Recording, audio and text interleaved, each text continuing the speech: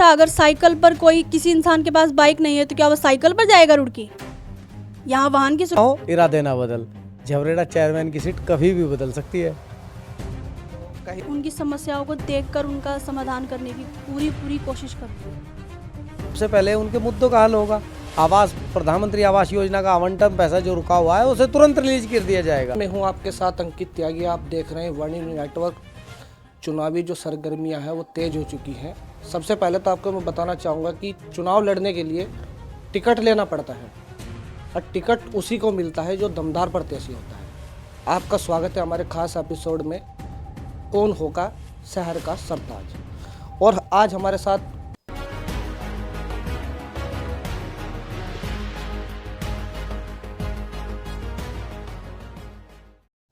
झबरेड़ा से नगर पंचायत प्रत्याशी जैनब अंसारी जी।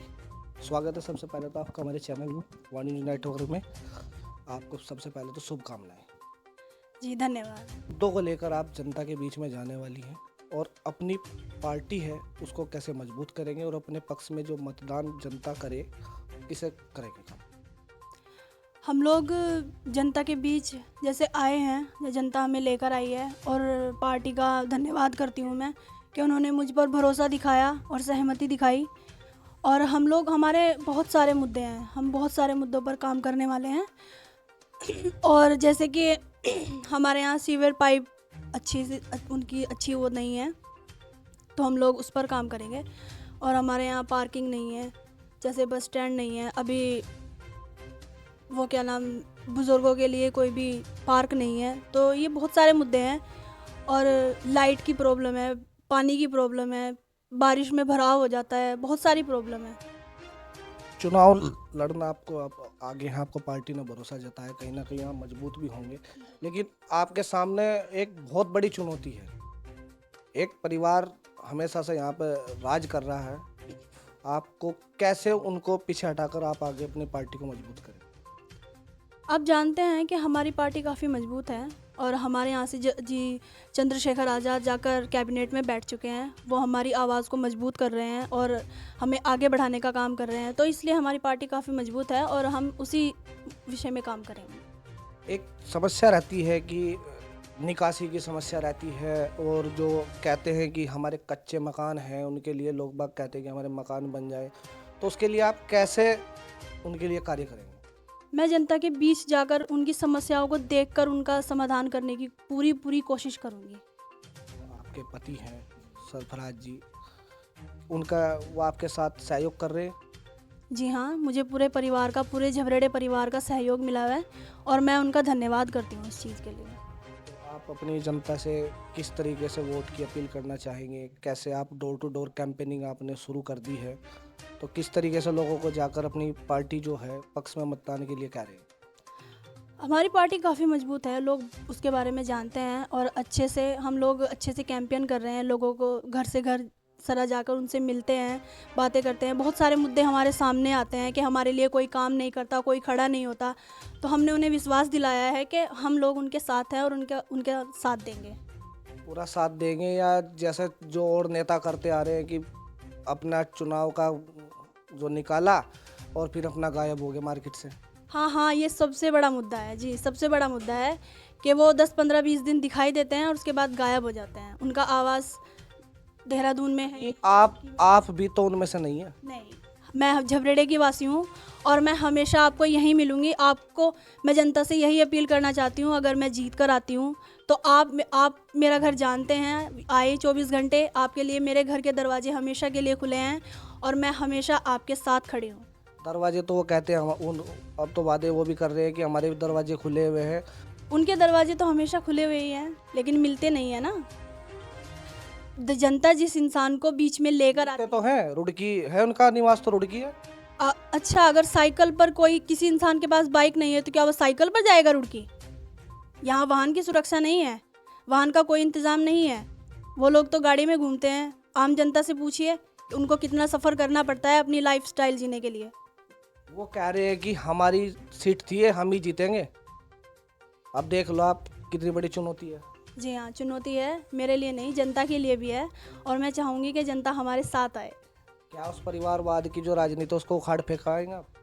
नहीं नहीं, हम किसी की राजनीति को उखाड़ने के लिए नहीं आए हैं। हम लोगों की विश्वास जीतने के लिए आए हैं, उनकी सेवा करने के लिए आए हैं। मैं उनकी आवाज़ को बुलंद करने के लिए खड़ी हुई हूँ। मैं किसी के हाथ और उखाड़ने के लिए नहीं आई हूँ या किसी की राजनीति खराब करने के लिए नहीं आई हूँ।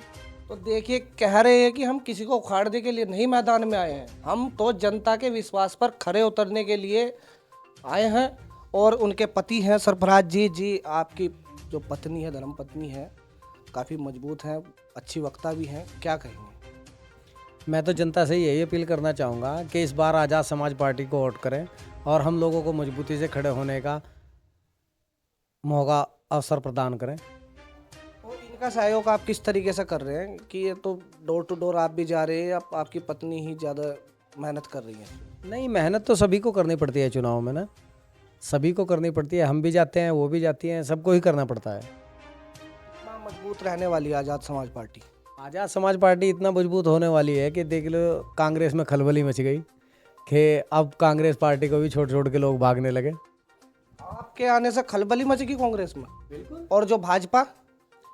देखो, बीजेपी में क्या है ना, बीजेपी ने पिछली बार राज किया, उससे पहले छोटे भाई ने राज किया, फिर बड़े भाई ने राज किया। बात तो राज तो एक ही का है, चेयरमैन तो एक ही है।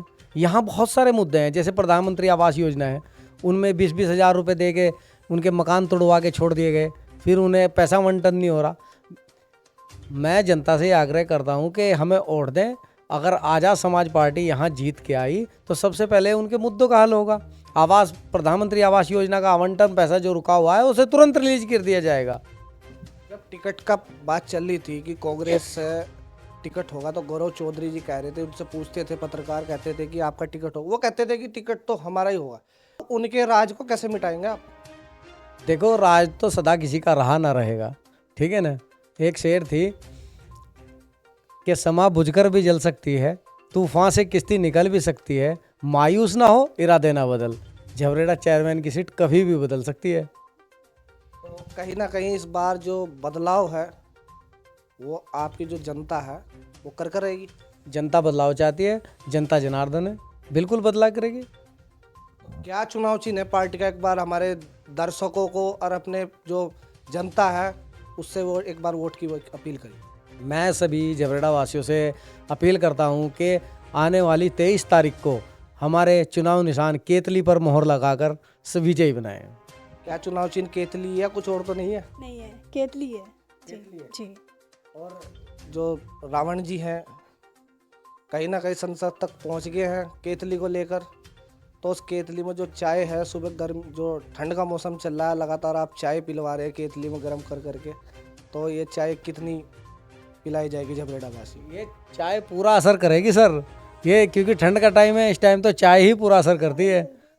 इंशाअल्लाह, जय भीम, ये पूरा असर दिखाएगी।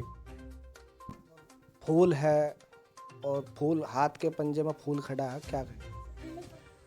निकल जाते हैं, फूल भी मुरझा जाते हैं और हाथ भी सुकड़ जाते हैं। हाथ में दस्ताने पहन रखे वो अलग बात है। देखो, वो दूसरा चढ़ावा है, ये नहीं है कि इस बार तो केतली चलेगी, सर्दी में चाय जरूरी है। आपने देखा इस बार केतली चलने वाली है और चाय पिलवा रहे हैं ठंड के मौसम में। कमेंट सेक्शन खुला हुआ है, अपनी क्रिया प्रतिक्रिया जरूर दें। इन्हीं खबरों के लिए देखते रहिए वन इंडिया नेटवर्क। अंकित त्यागी के साथ, धन्यवाद।